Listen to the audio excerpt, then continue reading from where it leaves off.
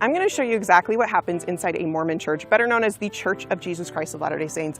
Because even though everyone is welcome to come to our church buildings, unlike our more sacred temples, most people have no idea what goes on inside of here and how we worship.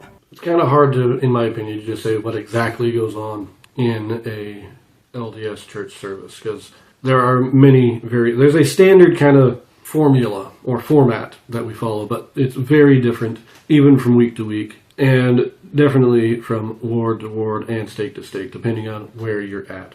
And I think the building that she's showing here, I'm pretty sure she's in Utah, and the building is obviously a very large building. And in this short, she does say, she'll put it up at the end, that you can watch a more complete tour on her channel.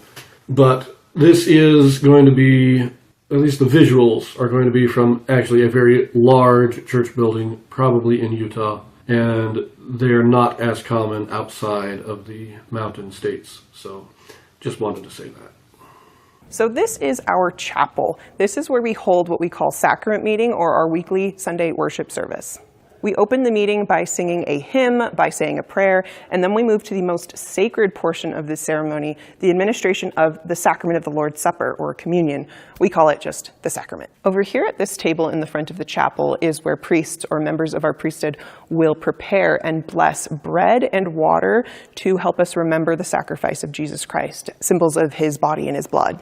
Okay, just to give a little bit of clarification. She says members of the priesthood prepare and bless. But she first says priests and then or members of priesthood. And I would just state the teachers, who are one rank under the priests, actually prepare the sacrament. And then you have to be a priest or elder to actually bless the sacrament. And then the deacons will often pass it. So they're all levels of the priesthood are involved in the sacrament, but the blessing is for the priests and higher, and the preparation is teachers, and then the deacons will pass it to the congregation, as she will describe in a moment. After the bread and water are blessed, trays of the bread and water will be passed to everyone in the congregation who wants to partake of the sacrament that day. Now, on this, this is very brief, so I don't know how much detail she goes into on her full tour, but when we're passing the sacrament, the deacons take the sacrament out. They don't hand it to each person individually. They go to the end of each of these aisles or each of these benches, and they will hand it to the first person on the bench. That person will then take the sacrament with their right hand always. That's what you're supposed to do anyway. So you take a piece of bread, you eat it, you then take the tray from the deacon and pass it to the next person on the bench. And it is then passed down the line to the other end of the bench, and where there is another deacon waiting to receive it, and he will move down to the next bench to pass it, and it will be passed back and forth in that way. On the edges, where the benches are up against the wall, it's passed down to the end and then returned to the deacon that handed it off.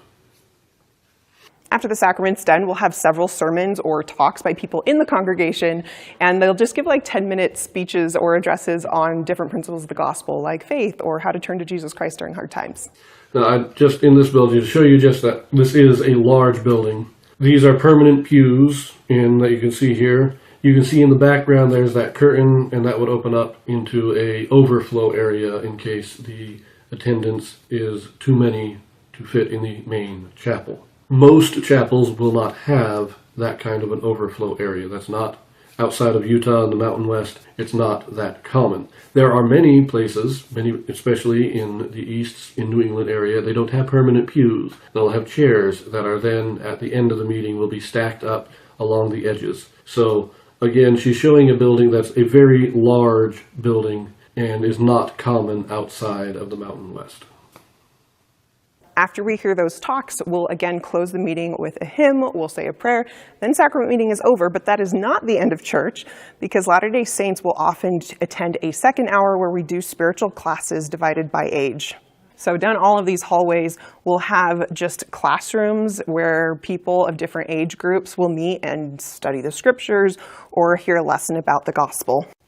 Now she is right there that we are divided by age, but in the past, there used to be 3 hours, not just 2. And it was actually that there have been many changes to how we do our worship services. So when I was growing up, there were 3 hours. And the first hour was usually sacrament meeting. And then you would have the Sunday school, which was divided by age group. So you would have the primary, you'd have the adults in one class, you'd have the youth were divided up by age into 3 different classes. And then in the third group, in the third hour, you would divide again by gender. So it would still be divided by age, but the adult men would be in one class, and as she's going to talk here, the adult women would be in the Relief Society.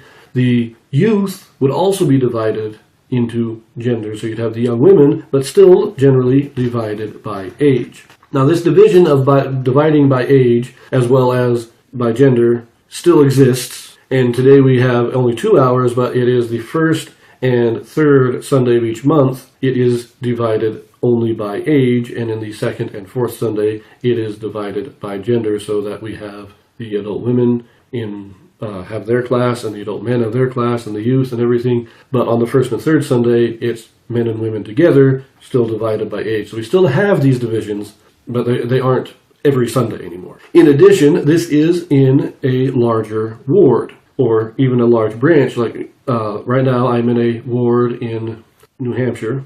I was in a branch in Maine, and they still had these divisions, but in Maine, all the young women met together. They weren't divided by age. So you had the adult class, you had the youth class, and you had the primary class. They didn't divide by age because there weren't enough youth to warrant the division by age among the youth. I've been to some branches and wards that have so few youth that the youth generally just meet with the adults, and they simply have either the Sunday school 1 week, or the divide by men and women. You have the priesthood and the women's class. But they don't divide by age, except for the primary, because there's not enough members in that congregation to warrant such a division. So the tour, she's doing a good job, but it's reflective of the Mountain West, not of all congregations of the church.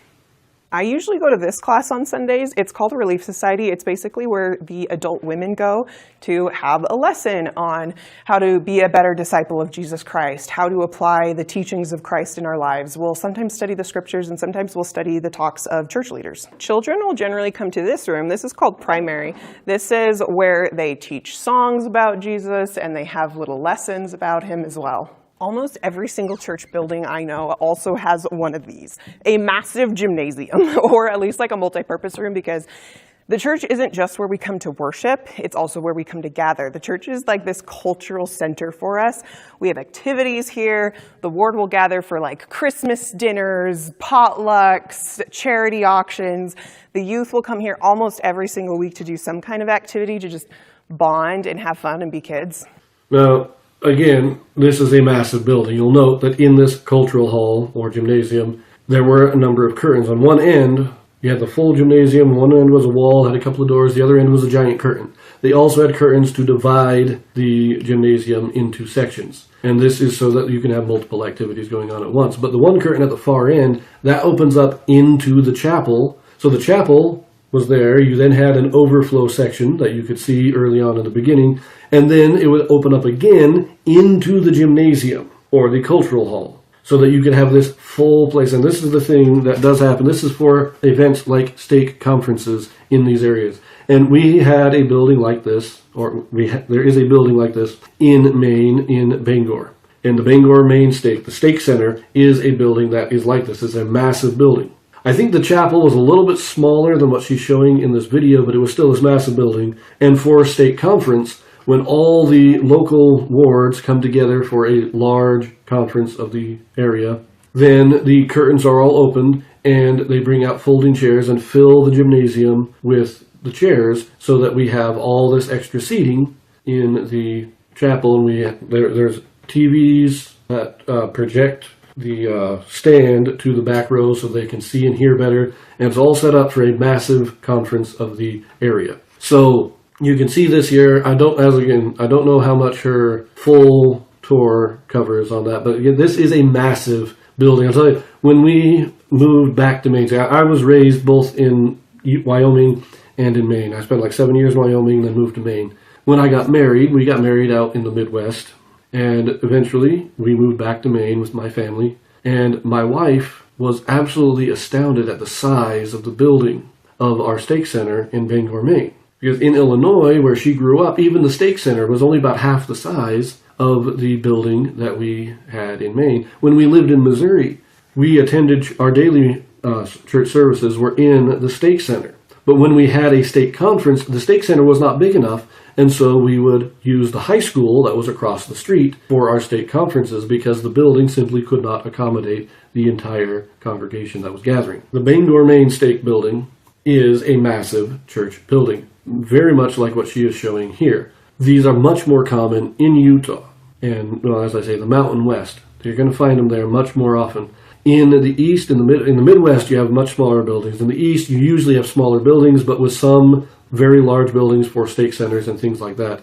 But these big buildings that she's showing here, this is not going to be common outside of the Mountain West. Like the ward that we are currently in New Hampshire, our building, we have, as I say, we have a chapel that we then have nice cushioned seats, but they're all stacked up along the side. You bring them out, set them up for sacrament meeting. The room is then divided into 3 parts by curtains. So the stand is separated from the rest of it, and that's generally what people refer to as being the actual chapel. And the rest of it is set out for other activities. It can be divided into 2 rooms for different activities, but it's also where we have our gymnasium, our cultural hall. We have a basketball hoop there. So while you're giving your talk in sacrament, you're facing the basketball hoop. If you're going to have any kind of physical activity like that, it's going to be in the same room that we would meet for our Sunday services. So again, I like her tour. She does a good job, but it is a tour of what it's like in Utah, not what it's like in the rest of the country or outside